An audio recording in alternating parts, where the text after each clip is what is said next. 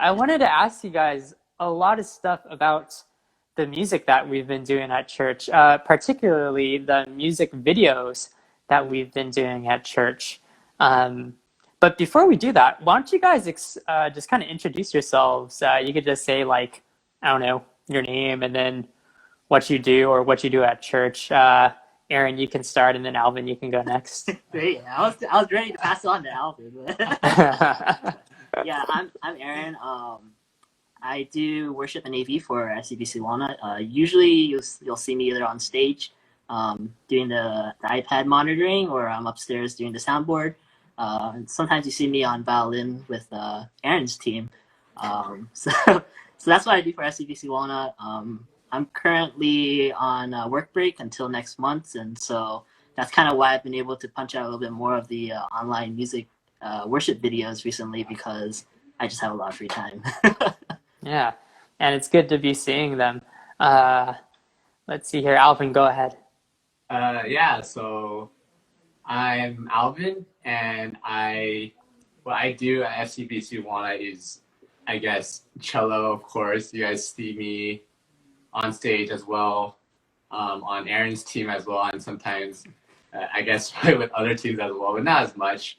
I also do some videos for the church whenever they need some kind of content that needs to be put online. Then I would help out and do the best I can to just make it look fancy at the same time, informational and stuff like that. So Yeah, well, you guys, thank you so much for the work that you've been putting in.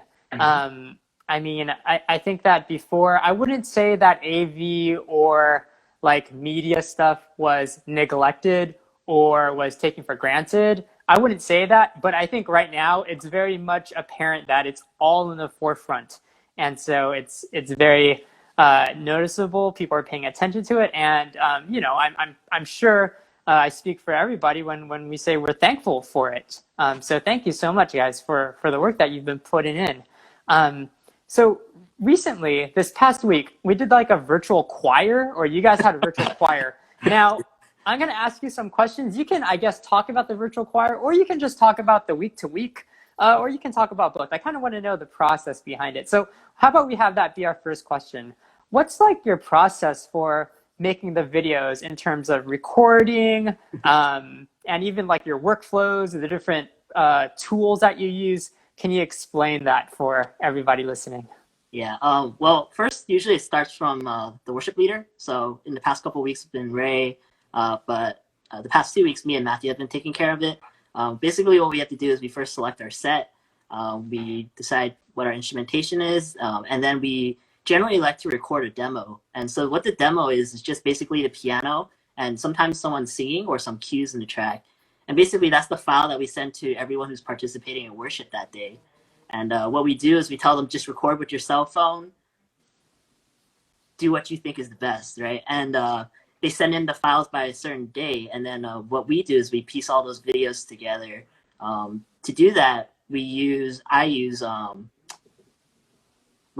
Logic Pro X to deal with the audio, and I use Final Cut for the video. But I believe Alvin, I use a different program. Yeah. So I don't know if everyone's have noticed, but like the worship set and the response videos are different.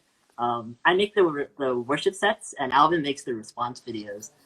And the reason why I did that is that I think that it's always really good to have like diversity in the church. Just because I think that worship should be done a certain way doesn't mean that should be the way that everyone does worship. And so I think that by giving the responsibility to someone else to take care of it for another portion, then they can have a vision for their response. I guess in Alvin's case, the response, they can have the vision for it. And that can kind of, permeate into the congregation. I think that the congregation can see that. So, yeah. So that's what we basically do.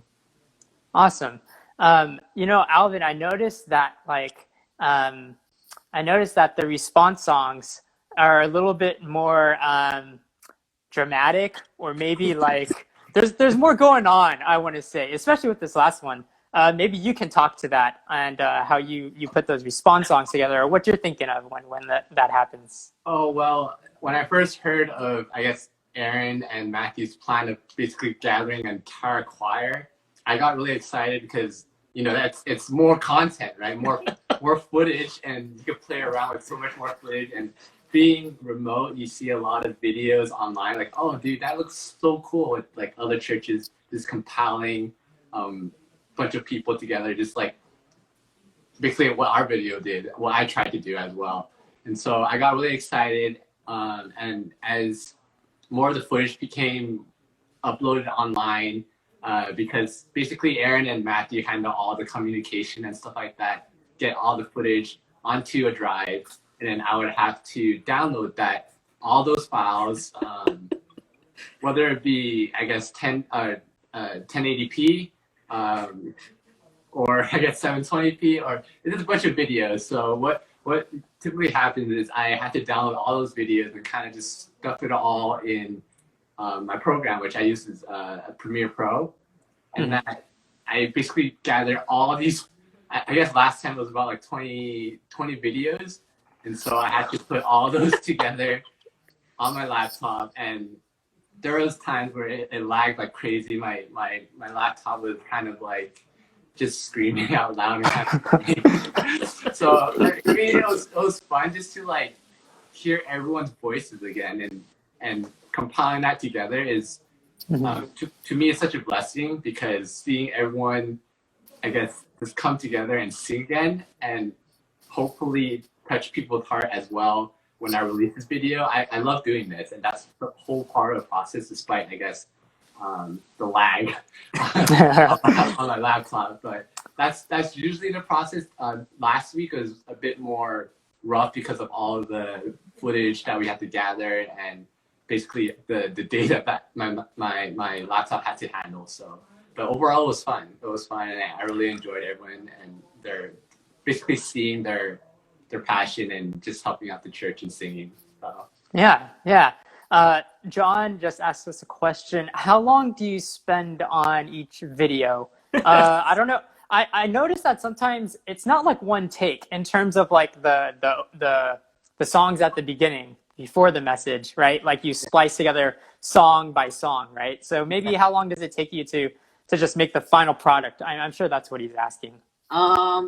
For me, it depends, in the sense that if you were to come to me on a Wednesday night and say, hey, we need something by this Saturday, we can get it done in time. But for us personally, we'd be like, oh man, it could have been a lot better. So it could take, just 2 days. But if you say, here, have a week, we're going to spend the whole week. So at least for like last week, where we had Bong Bong sing, his team was a little bit more fragmented in terms of like timing and pitch correction. And so that one actually took a little bit longer than normal. I spent, I would say, about 10 to 12 hours from end to end for the worship set. But I don't know how long that took. It took me a lot, I guess, longer. I don't know. It took me an entire Saturday. And what we told, I guess, it was Justin or Ricky at the time. We told them we usually have a deadline to upload those videos, and we kept pushing it back. And it's usually because of on my end where I was like, I need more time. I want to get this done. And at the end, it got uploaded around like 10 or 9:30 p.m. where I was cutting it close, man. Yeah.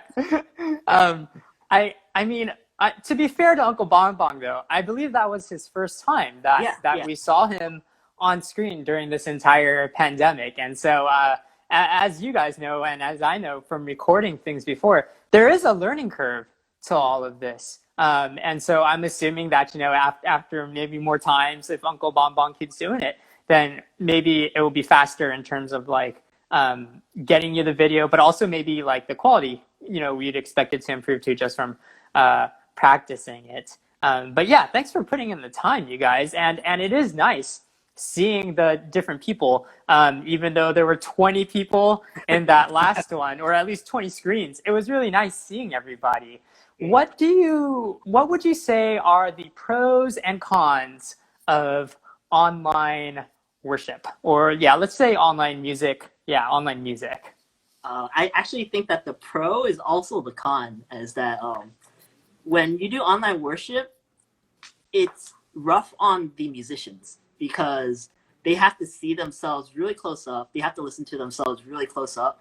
And when you're on the stage, a lot of the details get blurred out. And so the congregation generally doesn't really notice, maybe how you sing a certain way. If you do a certain motion the same, all the time, it doesn't really show up when you're on stage. But when you're doing online, all that stuff becomes really apparent.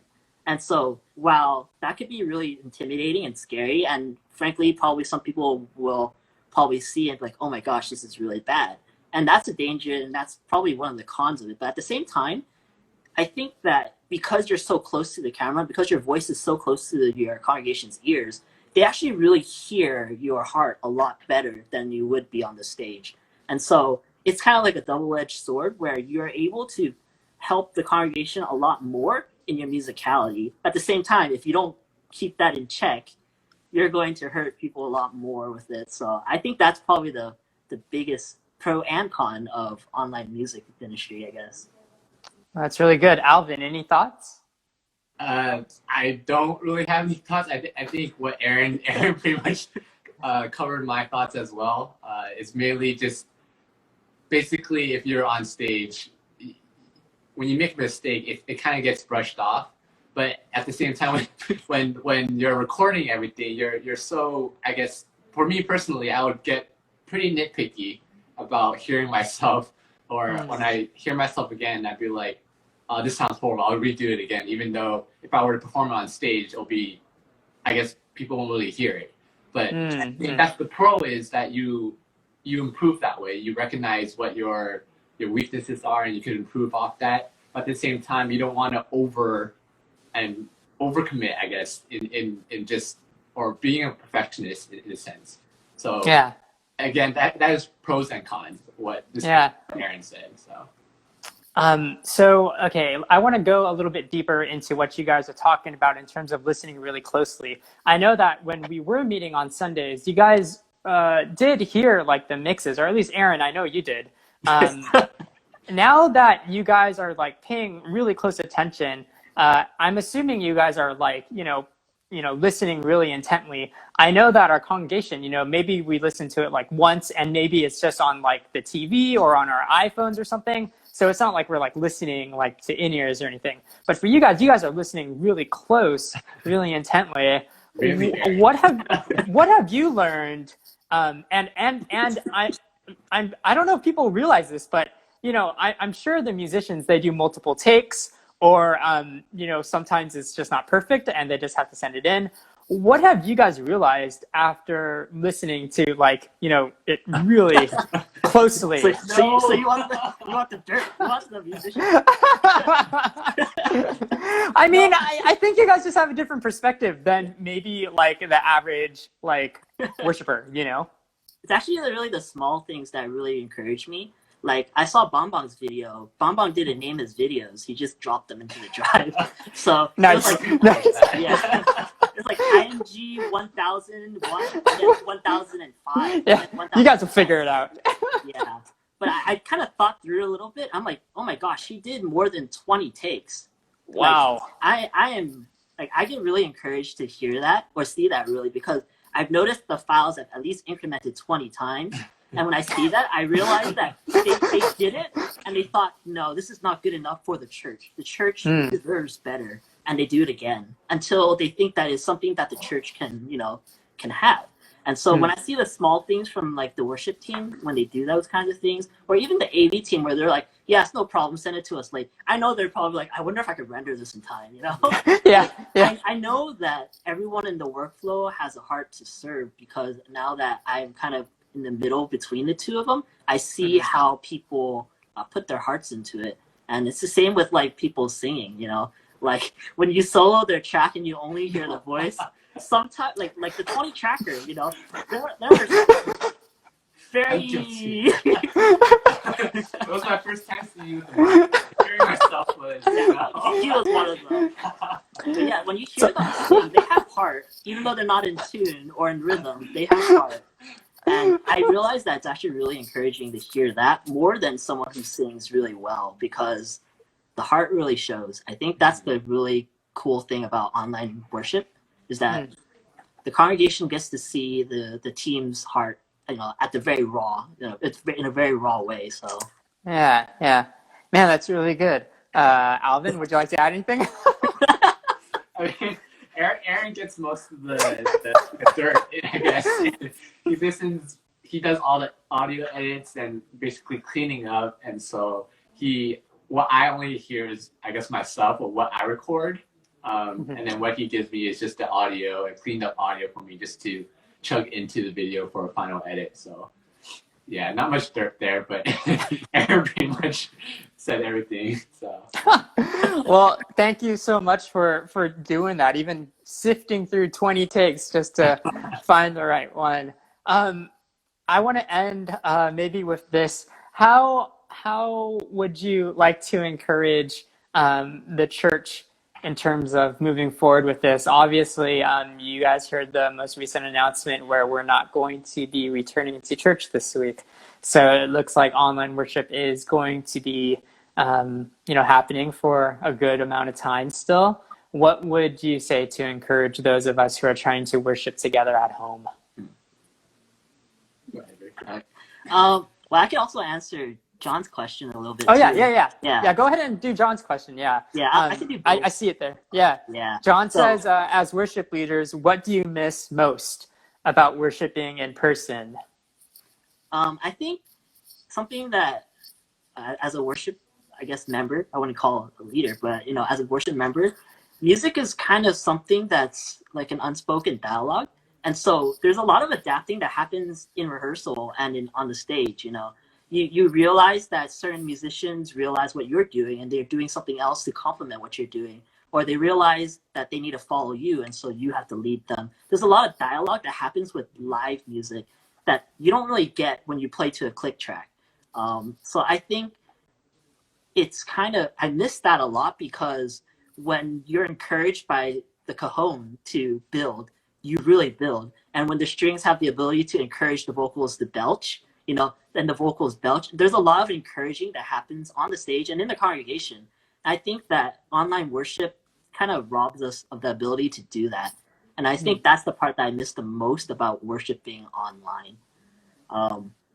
But yeah, in respect to that though, like, the circumstances are as they are. We have to do what we're doing now, which is, worship from home. And so my encouragement to the congregation is to find their worshipful posture, because, the bottom line is you're going to be in front of a computer screen. Maybe Pastor Alvin would say, stand with me. Maybe we'll be like, stand with me. Maybe that's just not something that you're able to do in your house. Maybe you're sitting in front of your computer with headphones on. Maybe you're on the TV with your family. Maybe you're by yourself. But your faith is your personal faith right now. And while we can't worship together corporately, this is an opportunity for everyone to individually look at their own faith and kind of reflect that in their own way using the worship videos that we provide. They can sit there and they can find out, what is the best way I can glorify God in music? Is it just to meditate on the words that we put on the screen? Or is it for something that for me to actually sing with my family? Or, some people wake up at 6, 8, to do worship at that time. Some people do it at night, and that's all fine. They just need to find the way to posture themselves for worship. And so that's my encouragement to the congregation, is to find your posture when it comes to worship, so that you can come genuinely before God at a designated time in worship, whether it be a cry for help or for a cry of thanksgiving, just to find that worshipful posture. Yeah, I appreciate that, man. I really appreciate the acknowledgement that we're not really worshiping together. Like, we are doing this at different times, and I really appreciate how you said, yeah, we need to look at our own selves, and just examine, are we able to worship at home privately too? Man, thank you so much for that. Alvin, anything to add? Yeah, well, I want to add something to what, I guess, John's question about just missing, what do we miss most about just worshiping together and performing together as worship leaders and worship members. For me personally, it's just, again, it is the dialogue between musicians, of course, just seeing the expressions, the passion through other musicians in real life is very encouraging, and it also just, it boosts your morale as well, and really gives you that heart to want to be better, to glorify God. And I guess when we record music as well, right now, now that we're in remote, I also do go back, I guess, on your recordings, the practice recordings, the live recordings, and I listen to it again. And when I listen to it, especially now, I listen to it, oh man, I really miss that vibe. I really miss just the collective, I guess, group of just singing together and just worshiping. And that itself, missing that feeling itself is it's sad, but at the same time, what Aaron said is that right now you just have to find your way of just finding that worship posture and just really evaluate where you are right now and just to find what works best for you. And so I guess that just kind of leads into what Aaron said and just kind of streamlines down there and just really just to evaluate yourself and continue on just finding your way, your way of worshiping God. And me personally, I have my different ways, but again, you don't want to. I understand that certain people don't want you to be complacent in the fact that we will always have this online remote worship, but at the same time, you want to realize that you want to make the most out of it, and it's your own reliability or your responsibility to do what you can to in order to lift your own spirit up to glorify God as much as possible. So yeah, man, and I echo you, man. Like I've watched the old tapes too, and yeah, man, I miss all you guys, and Endora says it too, and so I see her, yeah, I see her note there, but yeah, it is a different feeling. I totally understand that, and it does make me long to see you guys even more, and the rest of the team and the rest of the church, right? And I'm just so thankful for you guys doing it. And to add to something that Aaron, you said earlier, you might not see yourself as a worship leader, but I definitely see you guys and everybody, I on that's performing up there, or like not performing, but doing the thing up there. Even though they might not be the one that the spotlight is on, that's in the middle of the video.